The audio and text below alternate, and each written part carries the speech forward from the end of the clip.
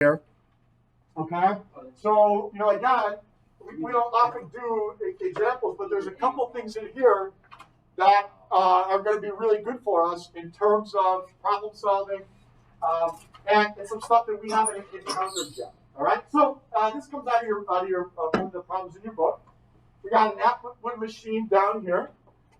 Box A does not have a mass. Box B's got a mass of 2 kilograms. Box B is accelerating upwards with an acceleration of 3 meters per second per second. What's that mean for box A?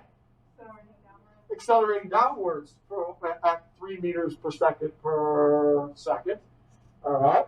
So then the pulley, it's attached to a pulley. The pulley is attached to the ceiling. So construct free body diagrams to represent the forces exerted on each block and the pulley. And what are we going to have? One for the 2 block systems. All right. So let's get our pictures. So we got block A. We got block B. There's 2 of them. Let's take this down here. Let's make it our system. And then let's make this our P for pulley.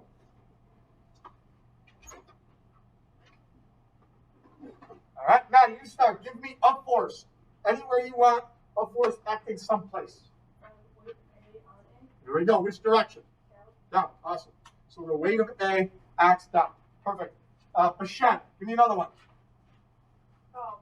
The tension in A is acting up in the rope. We got the tension in the rope is acting up. Jack.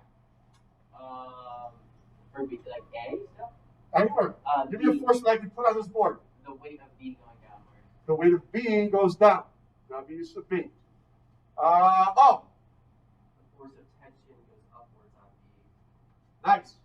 What do we know, Owen, about these 2 tensions? They're the same. They gotta be the same size because they're on the same string.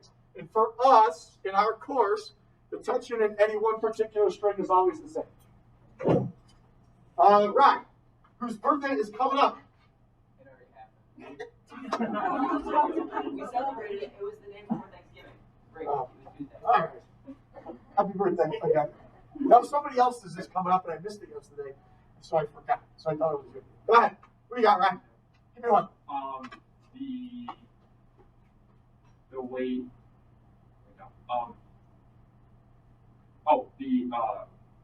So it's starting up. So there's the M times A going down on A. If it's started. Well, like mathematically, we might have to account for that, but is that a force? No. A force acting someplace up here. They took the 4 easy ones. They did. So your choices are, tell me something that's acting on the pulley, or tell me something that's acting on the 2 block system. So the system is moving left. So counterclockwise. Correct, but that's irrelevant. Okay. What are the things that are making the system do one thing or the other? Cheryl? Now, what's the weight of B making the system do? The weight of B is making the system do that. Now, as Ryan said, is the system actually doing that? No. So the weight of B is actually trying to make the system do that. And then the weight of A is trying to make the system do what? Do that. Right?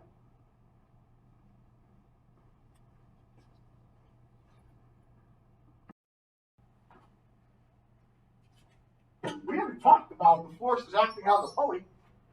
We got to just take a step back. Jeffrey, how's it going, buddy? Man, we got some car problems. Well, Richard can help you fix it. So look at what is holding up the pulley. The ceiling is holding up the pulley, right? So let's call that F sub C. Look at the pulley. What's pulling the pulley down? The weight. Whoa, good question. The what weight? weight of the pulley. Although I bet you up here, the pulley's mass is negligible, which means it has no weight, which is obviously total BS, right? But it makes our life easier, all right? So, Drew, what did you just say? The tension of the rope. How many times? Is there tension pulling this pulley down right here? 100%. Is there tension pulling this pulley down right here? 100%. So the tension in the pulley pulls down twice. And doesn't that make sense? Because where are we really getting tension? We're getting tension because we're hanging A and B off of it. And don't A and B basically both pull the pulley down? Yes. In reality, they are creating the tension that pulls the pulley down. Make sense? Now look at it. That's the first step. If that's the first step, what's our second step always? Motion. What is the motion, Maddie? Boom. So the sum of the forces acting on A would equal the mass of A times the acceleration. And the sum of the forces acting on B would equal the mass of B times the acceleration. And the sum of the forces acting on the system would equal the mass of the system times the acceleration. But what about the pulley itself? It's not accelerating. So the sum of the forces acting on the pulley is what? 0. Now we haven't even gotten any farther than what our ideas are, right? Like we haven't even looked at the question. But if we have these ideas in our head, all the questions are just going to follow. Lo and behold, construct free body diagrams to represent the forces on each block in the pulley. Did it. Calculate the tension in the rope.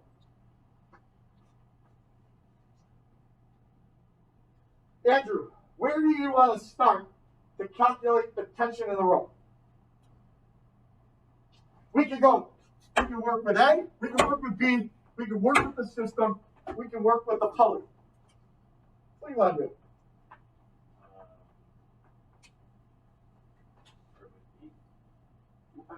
Say that again? Yeah, I love that answer. I would have hated it if we would have said the system. Richard, why would I have hated it if you said the system? We don't have enough variables to solve for it yet. Yes, but even more specific than that. Maddie. Yeah, like the tension's not even in here, right? Andrew identifies, hey, we got tension here. Now, where else is there tension? In A. Andrew, did you make a conscious decision to choose B over A or not? Yeah. Yeah, I love it even more then. What's the conscious decision? B is accelerating, but A is also accelerating the same amount. So what do we know about all these A's? They're all the same thing. I like the conscious decision of B over A. Richard, why? We already know about mass. We know the mass of B. We do not know the mass of A. Could we have eventually found the mass of A? 100%. But it would have made it harder. So we're making conscious decisions to make life easier on yourself. Make it easy on me. All right? So, Eric, give me an expression for the sum of the forces acting on object B. Let's see, the weight of B minus T. The weight of B minus T. I like that they're in opposite directions, so one is positive and one is negative. However, what's the direction of the acceleration here, Eric? It's going up. So up has to be positive and down is negative. So then what's our expression, Eric? T minus the weight of B equals MB times M.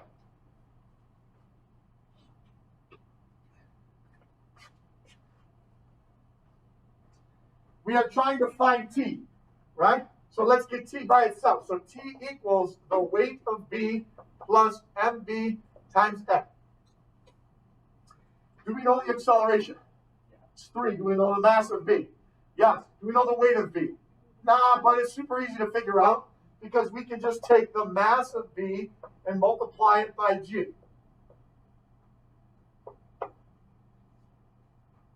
A's 3, B is 2. G is what? 9.8. B is, B is 2. So we're good. So in reality, this is what? 2 kilograms times 9.8 meters per second squared plus 3 meters per second squared. I got that someplace. Like 25.6. That does sound familiar. Again, the number is, all this stuff is way more important to me than the number. Notice, we didn't use the numbers till the very end.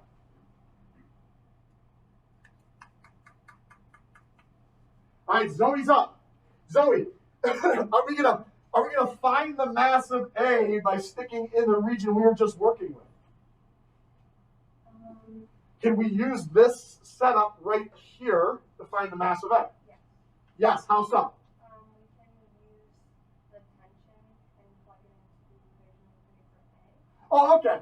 Yeah. So we're going to use this and bring it over here, right? So I guess the way I was thinking was, hey, does the mass of A show up here? No. So we got to go someplace where the mass of A actually is, right? And that could be here or here. They're probably both equal in difficulty now that we have this tension. But I'm actually glad we chose over here. Zoe, can you give me an expression for the sum of the forces acting on A? The T, actually, we do the weight of A minus T. Yes, correct. How come you made that switch? Because acceleration is down. Yeah. So in this particular object, the acceleration is down. So down's got to be plus and up's got to be minus. We determined that to make the math easier. Make the math easier.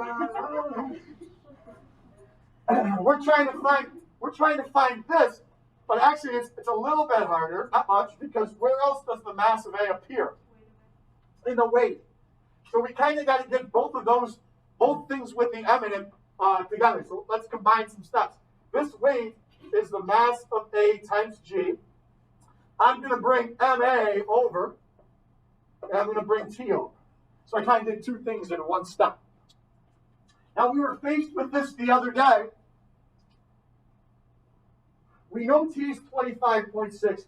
We know A is 3. We know G is 9.8. We have a little bit of a difficulty here because the thing we're looking for is appearing in our equation twice. How do we handle that? Factor it out. So really we have MA is G minus A, and that times T. How do we get MA by itself? Divide by G minus A. So MA is equal to T divided by G minus A. So I find this, I love this, right? And one of the reasons why I love it is because you're finally taking the algebra that you learned as 8th graders, 9th graders, 10th graders, whatever, and now you're actually finding stuff out in real world applications. Instead of just random algebraic expressions where you have to find X and Y, you got to find things for specific reasons, all right? So that MA becomes, what's that, 25.6 newtons divided by 9.8 meters per second squared minus 3 meters per second squared. Ooh, and the mass of A was 3.7 something, if I remember. 3.76 kilograms. So the mass of A equals 3.76 kilograms.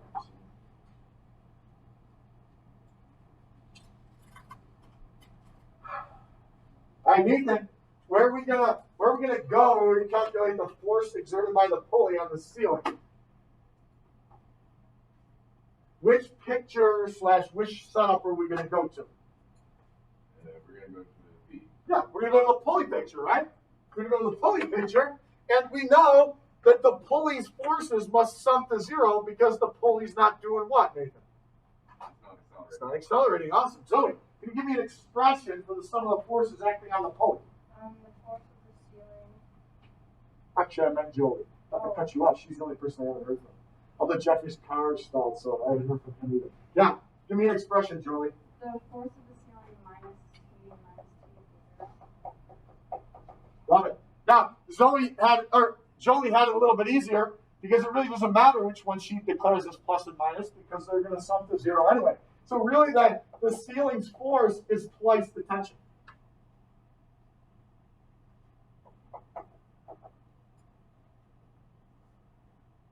Which is 51.2 maybe?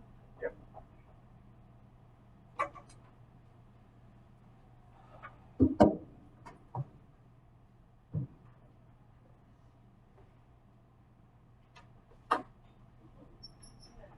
Anybody find that number a little bit interesting / odd?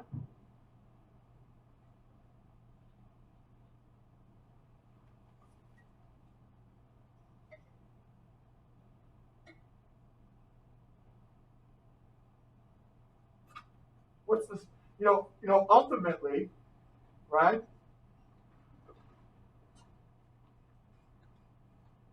So ultimately, you would think what? What's the ceiling ultimately supporting? It's ultimately supporting A and B, right? So then conventional wisdom would be, like, if I look at that, then the force the ceiling, because remember, the pulley is what, fake massless, right? Conventional wisdom would just say, like, then the ceiling is supporting these two things.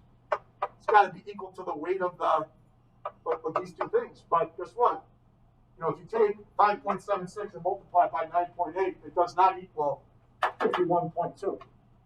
The acceleration of the system plays around with how much the ceiling has to support the pulley. If the system were at rest, there'd be a different reading or a different amount that this thing would have to pull up, right? It's very similar to the idea that we did yesterday. Let me get rid of this. It's very similar to the idea that we did yesterday, right? Where I took the pulley, and this was 4, right? This was 6, and then we had this M right here, okay? And then if we draw the force diagram here for M, it's that tension and the weight of M. And conventional wisdom, like for a lot of the classes, I don't know if it came up in here, everybody always thinks these two things just have to be equal to each other. But again, no. Like if there's an acceleration, that changes the support that this tension has to provide to this mass. So people, when discussing the forces acting on the 4 kilogram object, the weight of the 4 kilogram object always comes up, and people always want to put the weight of that other mass. Well, that's not true, right? It's true if the system is in equilibrium. But if the system is not in equilibrium, right, then the tension force that pulls down has to be different than the weight of this object, right? So I would highly encourage you, just think of the exact situation. Don't try to go one step further and make assumptions that aren't always true. Okay? All right. Have you got any questions on that? All right. You got the rest of the time to work on your on that homework.